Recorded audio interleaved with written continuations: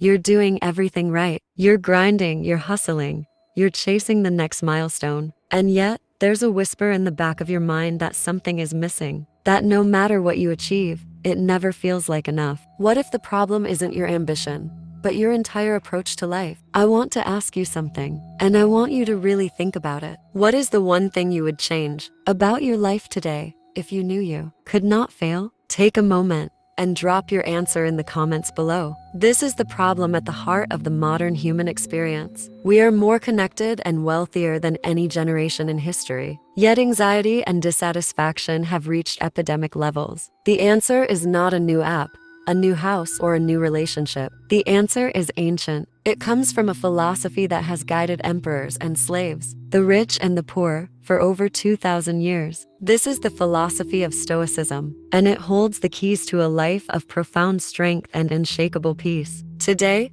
we are going to break down 10 Stoic lessons that will fundamentally change how you see the world and your place in it. The foundation of Stoicism is understanding the difference between what is in your control and what is not. Epictetus, a philosopher who was born a slave, opened his Enchiridion with this very idea. Some things are in our control, while others are not, he wrote. We control our opinion, our choice, our desire, our aversion, and in a word, everything that is our own doing. We do not control our body, our property, our reputation, our office, and in a word, everything that is not our own doing. We waste so much energy worrying about things we cannot change. We stress about what other people think of us. We fear economic downturns and bad weather. The first lesson is to draw a clear line in the sand. Direct your focus, your passion, and your energy only to what is within your power, your own judgments, your actions, and your will. Everything else is just a distraction. When you truly internalize this, you stop being a victim of the world and start becoming an agent of your own life. The second lesson is a direct follow-up to the first, to become an objective observer of your own thoughts. The Stoics called this process prohairesis, or rational choice. Marcus Aurelius, the Roman emperor, who wrote his Meditations while on military campaign, instructed himself, wipe out the imagination, stop pulling the strings, confine yourself to the present.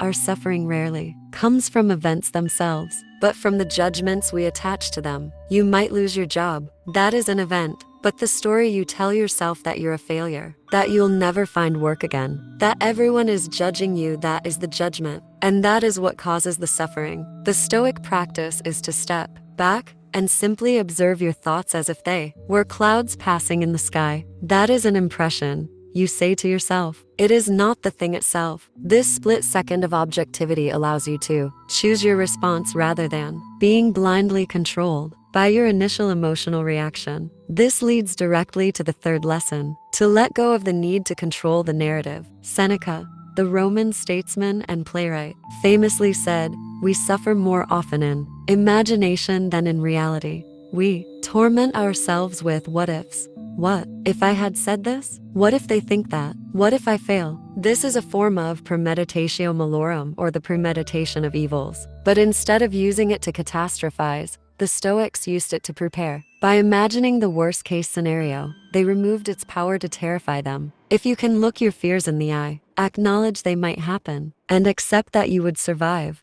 they lose their grip on you. You realize that the fear of the event is often far worse than the event itself. Once you've let go of the narrative and the need to control outcomes, the fourth lesson can begin, to focus on your effort, not the outcome. The modern world is obsessed with results. We want the promotion, the likes, the recognition. But for the Stoic, the only good is virtue, wisdom, justice, courage, and self-discipline. The outcome is a preferred indifferent. It's nice to have, but your happiness doesn't depend on it. So, you pour yourself into your work. You give it your all. You act with integrity and honor, but you do not cling to the result. When you detach your self-worth from the outcome, you free yourself from the crippling anxiety of failure. You can strive for greatness without being emotionally destroyed by a setback. You find power in the act itself. The fifth lesson addresses one of our most common and destructive emotions, anger. The Stoics saw anger as a temporary form of madness.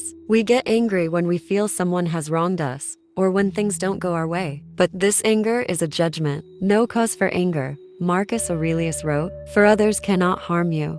How can that be? Because they cannot touch your character. They cannot make you act unjustly. They cannot steal your virtue. When you realize that another person's insult is just their opinion, and you have the power to simply dismiss it, you take away their ability to control you. You become impervious to petty slights. This doesn't mean you become a doormat. It means you choose your battles wisely and fight with intelligence, not with uncontrolled rage. The sixth lesson builds on this idea by reframing obstacles as opportunities. Life is not going to go smoothly. There will be roadblocks and disappointments. The Stoic doesn't wish for an easy life. They wish for the strength to endure a difficult one. Seneca pointed out, "Fire is the test of gold. Adversity, of strong men. The obstacle is not a reason to give up. It is the raw material for your virtue. A challenge is a test of your courage. A failure is a lesson in wisdom. A difficult person is an opportunity for patience." When you adopt this mindset,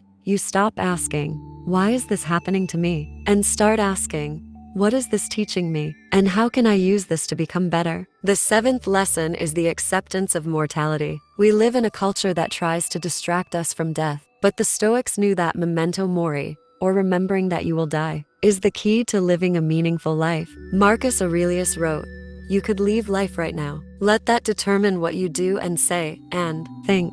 When you remember that your time is finite, trivial things fall away. You stop wasting time on drama, on grudges, and on people who drain your energy. You become more present. You become more grateful. You stop delaying the things that truly matter and start living with a sense of urgency and purpose. It is not morbid. It is the ultimate clarity. This leads to the eighth lesson. Find happiness in the present moment. Most of our anxiety is either regret about the past or worry about the future. But the Stoics were practical. They focused on the only thing that is real, the here and now. As Marcus Aurelius said, "Confine yourself to the present. The past is gone, and the future is not guaranteed. All you have is this moment." The practice of Stoic mindfulness is simply paying full attention to what you are doing right now, with your full self. Whether you are washing dishes, working on a project, or talking to a friend, be completely there. This isn't a mystical concept. It's a practical way to remove the static in your life. When you are present,